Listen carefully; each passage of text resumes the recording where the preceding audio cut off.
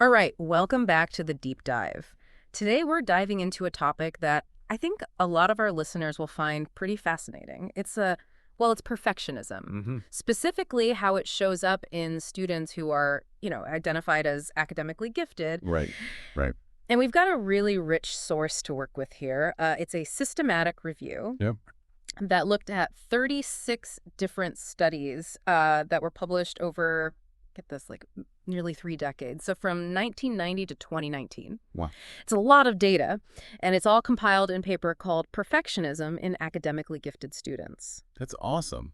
I will say it was a bit dense, but I think we've pulled out some really interesting takeaways for our listeners today. Yeah, definitely. So what's our goal today? Well, we want to get beyond just the surface level stuff, like Yeah. what people sort of assume about perfectionism. Yeah. We really want to dig into what it actually means for these students, these bright young people, what it leads to, and maybe even challenge some of those assumptions, right? Like Yeah. that whole idea that if you're gifted, you must be a perfectionist. Right. Yeah, you hear that a lot, right? Oh, all the time. That giftedness and perfectionism are like two sides of the same coin. Totally. Yeah. And it's so widespread. I mean, it comes up, when we're talking about like how to support high achievers, Mhm. you see it in advice given to like parents, teachers. Yeah. But what's so interesting is that when you actually look closely at the research, it gets a lot more complicated Yeah, than that simple assumption. for sure. And this review that we're looking at, it's really helpful Yeah. because it breaks perfectionism down into like two very distinct parts, Okay. which I think is really important for understanding all these complexities. Yeah, absolutely. I think that's a great place to start, actually. So right off the bat, what are these two parts? Like what are the key distinctions that we need to understand? Okay, so the first part is what's called perfectionistic strivings, Okay. or PS. Yes, all right. Yeah. So think of this as like that internal drive, to meet really high standards, Mm-hmm. personal standards. Mm-hmm. It's that ambition to excel, setting those challenging goals for yourself. Okay. So like driven, ambitious. Yeah, exactly. Okay.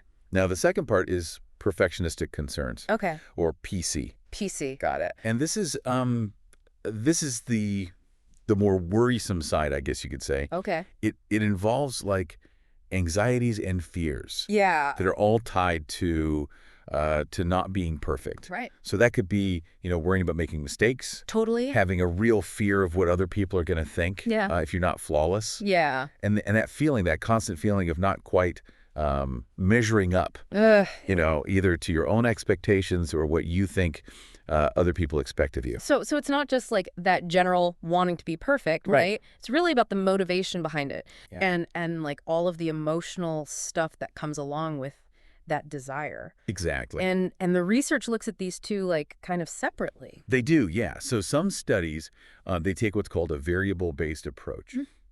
Okay. So think of it like looking at the individual ingredients in a recipe, right? Yeah. So you have your strivings, you have your concerns, Yeah. and you're kind of seeing how each one, like independently, is related to different outcomes. Okay. Now, other research uses what's called a group-based approach. Okay. So this is more like looking at, the different types of cakes you can bake, depending on how you combine those ingredients. Okay. So different profiles of perfectionism, depending on whether someone is high or low in those strivings and concerns. Got it. So like, when people talk about like healthy versus unhealthy perfectionism. Yes, exactly. That's kind of what we're talking about. Exactly. And the review, it touches on a couple of these models. Okay. So there's the tripartite model, Mm-hmm. which it identifies healthy perfectionists. Okay. So that's high in striving, low in concerns. Okay. Unhealthy perfectionists, which are high in both, Makes sense. and then non-perfectionists, which are low in both. Right. Right. And then there's also the what's called the 2x2 model. Okay. And this one, it offers like a bit more nuance. Okay. So it distinguishes between non-perfectionism, pure personal standards, Okay. which is high PS, low PC. Okay. Pure evaluated concerns, which is low PS, high PC. Okay.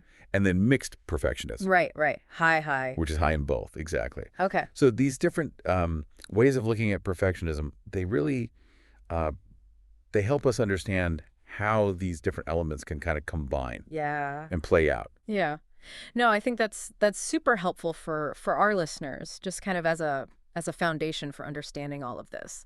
So, we started off by talking about that common assumption, right? Right. That gifted students are perfectionists. Yeah. But when we actually look at this collection of research, like what does the evidence actually say? Yeah. Does it support that idea? That's the million-dollar question. Right. And what this review really highlights is that while that idea is definitely out there, Right.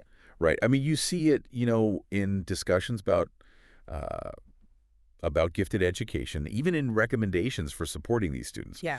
The research that actually links perfectionism, like directly uh, to being academically gifted, has been a little bit of a mixed bag. Okay. Like some studies have found that, yeah, gifted students, they do report higher levels of perfectionism, Okay. but other studies haven't. Okay. So it's not like uh, a totally clear-cut connection. Right. So it's not as simple as just saying, like, yes, all gifted students are perfectionists, Right. which I guess, makes sense given how complex both of these things are. Like, both giftedness and perfectionism are pretty complicated. Yeah. So how do we even start to make sense of those conflicting findings? Well, the review points to this really insightful meta-analysis Okay. that was done in 2020 by Stricker and his colleagues. Okay. And they pooled the data from 10 different studies, Wow. looking at over 4,300 students. Huge sample size. Yeah, yeah. And they directly compared the perfectionism levels of students who were identified as gifted versus those who weren't. Okay. And here's a key finding that I think might surprise some people. When it came to those perfectionistic concerns, so that's like the worry about mistakes, fear of judgment, Yeah. gifted students showed basically the same levels as their non-gifted peers. So equal levels of those anxieties. That's really interesting, especially when you think about all of the like often high expectations and pressure Yeah. that can be associated with being labeled as gifted. Right. And it is quite striking. However, the meta-analysis also found that there was a difference. Okay. So gifted students, on average, did report higher levels Yeah. of perfectionistic strivings. Okay. So that internal drive for excellence, Right. that desire to set and achieve those really high standards, that seems to be more pronounced in gifted students. Oh, okay. So it's not that they're necessarily like more afraid of failing, but they're more like intensely driven to achieve at a really high level. Yeah. That's a really important distinction. It is. And I think, to put it simply, we're looking at the difference between like a healthy ambition to excel versus a debilitating fear of falling short. Exactly, yeah. Yeah. So the feeling of pressure and the fear of that negative evaluation, it might not actually be that different for gifted students compared to others, Yeah. but it's that internal engine, Yeah. that's pushing for that high achievement that seems to be like revving a bit higher. Exactly. Okay, Yeah. so this already is like kind of starting to challenge that easy equation of gifted equals perfectionist. Right. So let's dive a little deeper into these two sides, Okay. the strivings and the concerns, Right. and how they actually play out in an educational setting. Yeah. Because the review really suggests that they have like pretty different effects. They do. Yeah. The research is really consistent on this. It shows that these two dimensions, the PS and the PC, Yeah. they tend to lead to very different outcomes for students. Okay.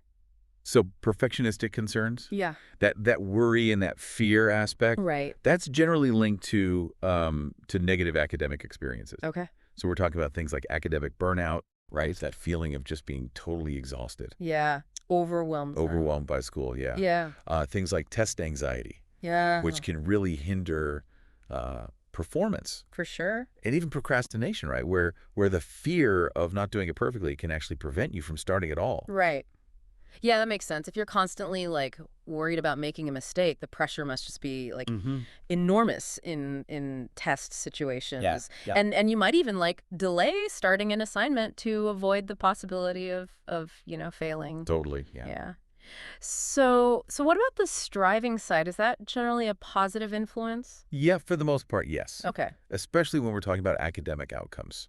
So perfectionistic strivings tend to be linked with with positive things like better academic adjustment, so Hmm. feeling, more comfortable, integrated at school, Okay. greater satisfaction with their academic experience, Right. and a stronger sense of academic self-efficacy. Which is, remind us what that is again?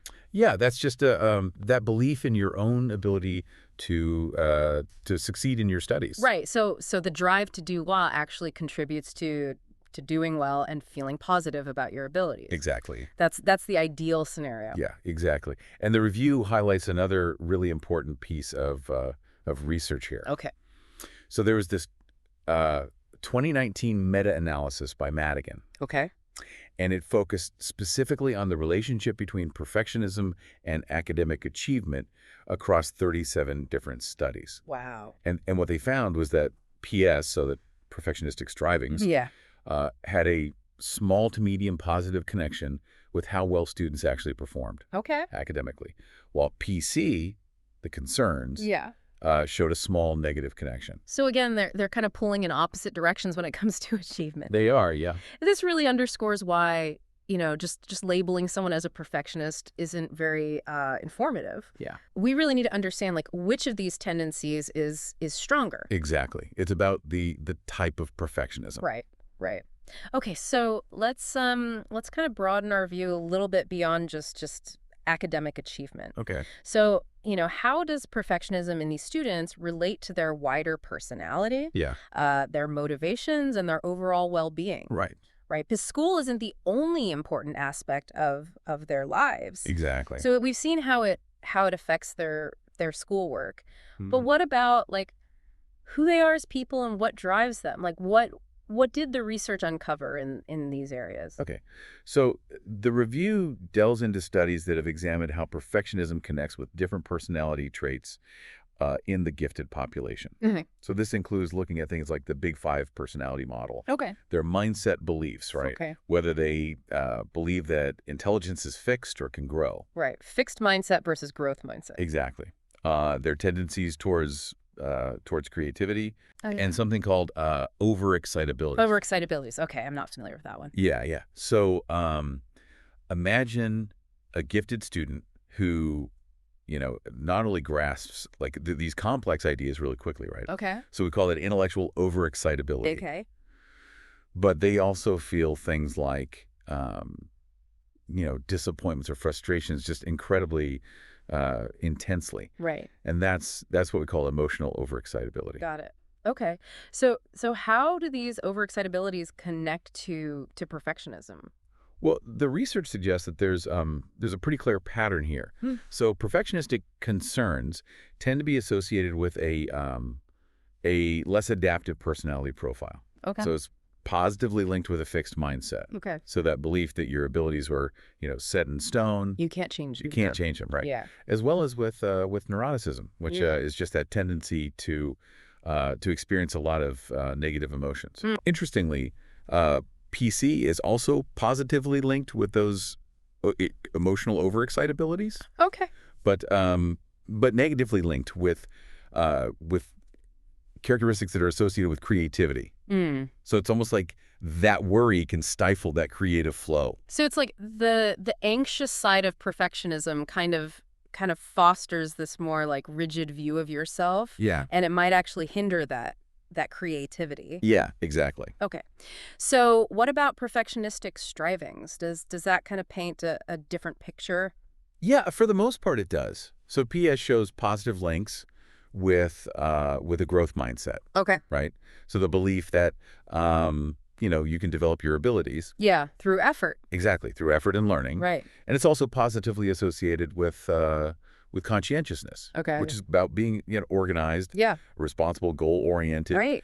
It's also positively associated with those creative characteristics, Okay. and notably with intellectual overexcitabilities. So that intense curiosity and drive to learn. So that makes sense. It's like that drive to achieve kind of goes hand in hand with a belief in your ability to grow and learn, Yeah, and it fuels that intellectual curiosity. exactly. Now, what about motivation? Yeah. How does that desire for perfection, in its two forms, kind of affect what motivates these students? Okay, well, the findings here are also um, really quite revealing. Okay. So perfectionistic concerns are linked to less helpful motivational patterns. Okay. So we're talking about things like avoidance goal orientations. Okay. And that. Yeah, so that's where the focus is on avoiding failure rather than striving for success. Right. Okay. It's also linked to lower overall motivation towards school Okay.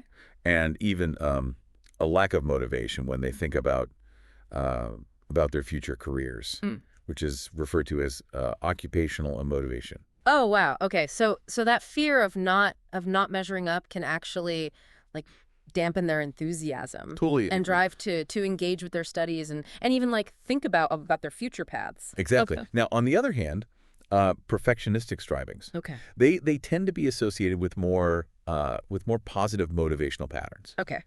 So we see links with things like learning goal orientations, Okay. right? So where the focus is on mastering new skills and gaining understanding, Right. more positive attitudes towards achieving in school, Okay. and higher academic aspirations. That sounds. However, there's a little bit of a nuance point here. Okay.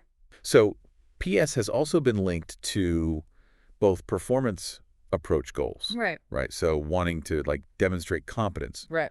and performance avoidance goals. Okay. So wanting to avoid appearing incompetent. Oh, interesting. Okay. So even that healthy striving Yeah. can have a little bit of a flip side Uh, where the focus becomes more about external validation right. rather than just the intrinsic joy of learning. So even that positive striving can have that flip side where it becomes more about like how other people see you than about the joy of learning. Yeah. Okay. That's a really important point to keep in mind. Yeah. And finally, let's talk about emotional well-being. Okay. So how does perfectionism impact, their happiness, their overall mental health? This is a really critical area. Yeah. The research very consistently shows that perfectionistic concerns are associated with lower levels of subjective well-being and self-efficacy. Okay. So things like experiencing fewer positive emotions Right. and having a weaker belief in their academic abilities. Yeah. And perhaps not surprisingly, PC is also linked to higher levels of negative emotions, Right. including symptoms of depression. So it's almost like that fear, it becomes a self-fulfilling prophecy. Right. It hinders the very success that they desire so much. Right. Yeah. That really aligns with that anxiety and fear Yeah. aspect that we were talking about earlier. Yeah. So what about the striving side? Well, perfectionistic strivings, they tend to be associated with higher levels of subjective well-being and self-efficacy. Okay. So this includes things like, greater life satisfaction, Right. experiencing more positive emotions, Okay. and having a stronger sense of academic competence. Okay. And interestingly, the review it highlights a study from 2007 by Chan Okay. that found that these different relationships between PS and PC Mm-hmm. they held true even when they statistically accounted for the overlap between the two. Okay. So that really reinforces that they are distinct Yeah. and have different impacts on how these students feel about themselves and their lives. Yeah. So it really reinforces that they're distinct and have different impacts on how these students feel about themselves and their lives. Yeah. Okay. Now, the review also looked at group-based studies, Yeah. right? So examining these different types of perfectionists. Right. What did we learn from that approach? Okay, so the group-based studies, by looking at that combination, right, Yeah. of PS and PC, they offer some additional valuable insights. Okay. So, for example, those who are identified as healthy perfectionists, Okay. so that's high in striving but low in concerns. Right. They generally report more positive outcomes. Okay. So they tend to experience greater happiness, better overall adjustment to different situations, and higher self-esteem compared to those who are identified as unhealthy perfectionists. Right. High. High in both, exactly. Right. And they also tend to experience, fewer negative outcomes. Okay. So that one seems pretty clear cut. Yeah. What about the comparison between those unhealthy perfectionists and those who aren't really perfectionistic at all? Yeah, well, that's where it gets a little bit a little bit more nuanced. Okay. So the differences between unhealthy perfectionists and non-perfectionists, they can vary depending on the specific outcome that we're looking at. Okay. So, for instance, some research suggests that unhealthy perfectionists might have higher emotional intelligence in certain areas, Okay. but still report lower levels of overall self-esteem compared to non-perfectionists. Mm, So it's not always this simple perfectionism bad, non-perfectionism good kind of situation, right. especially when you have that mix of high drive and high worry. Right. So it's not always a simple like perfectionism bad, non-perfectionism good kind of dichotomy, Exactly. especially when you have that mix of high striving and high concern. Yeah, yeah. But one really consistent finding across these group-based studies Yeah. is that when those perfectionistic concerns are high, Yeah. academically gifted students, they tend to experience more pronounced difficulties, Okay. regardless of whether you're using the tripartite or the 2-by-2 model. Right. So that underlying fear of failure, the worry about making mistakes, that seems to be a really key factor in predicting negative outcomes. Yeah, it seems like that concern piece really is the problematic one. It seems to be, yeah. Okay, so this all paints a really intricate picture. Yeah, It's definitely not as simple as, gifted students are perfectionists and perfectionism is either good or bad. right. Like the kind of perfectionism really matters. Yeah, it's a lot more nuanced than people often think. Yeah. Now, as we start to wrap up our deep dive into this research, what are some of the like important considerations that emerged from this review, Right. and what are some potential avenues for future research? Okay, yeah, there are several key points, I think, to consider. Okay. So firstly, the review emphasizes that the way giftedness itself is defined and identified. Yeah. It varies quite a bit across all these different studies. Yeah. Which makes sense. Right. It's a hard thing to really define. It is, Mhm. yeah. So some rely on school nominations, others use achievement test scores, Right. and many focus on, students in those advanced programs Yeah. with all their different entry requirements. Right. So this inconsistency, it makes it really challenging to directly compare the findings Well, across all the research. yeah, that makes perfect sense. If you're studying different groups of students who qualified as quote unquote gifted Yeah. in different ways, you might see different patterns Yeah. in their characteristics. Exactly. Yeah. Yeah. And the review suggests that future research needs to be a lot more transparent Yeah, and consistent in how giftedness is defined and reported. total. Um, Secondly, there's the important issue of how perfectionism is actually measured. Right. So while a lot of studies do use well-established and comprehensive scales, Okay. there's also a history of using simpler measures Okay. that might not capture the full complexity of perfectionism. Right. Mm. Right. And so the review really advocates for the continued use of really robust, multidimensional measures that align with those established frameworks Right. of strivings and concerns. Yeah. And that would allow for a more unified understanding, I think. Right. So using the same tools, the Yeah. same definitions will help us build a much clearer Yeah. and more reliable understanding over time. Okay. So what other gaps or future directions did the review highlight? So the review points out that while some areas, like the connection between perfectionism and academic achievement or self-esteem, Right. have been studied quite extensively, Okay. there are other potentially significant aspects that have only been examined in a few studies. Oh, okay. So we're talking about things like the relationship between perfectionism and depression, Okay. feelings of self-worth that are contingent on their achievements, Okay. and feelings of alienation from parents. Okay. These areas really need more systematic and in-depth research Yeah. within the gifted population. Yeah.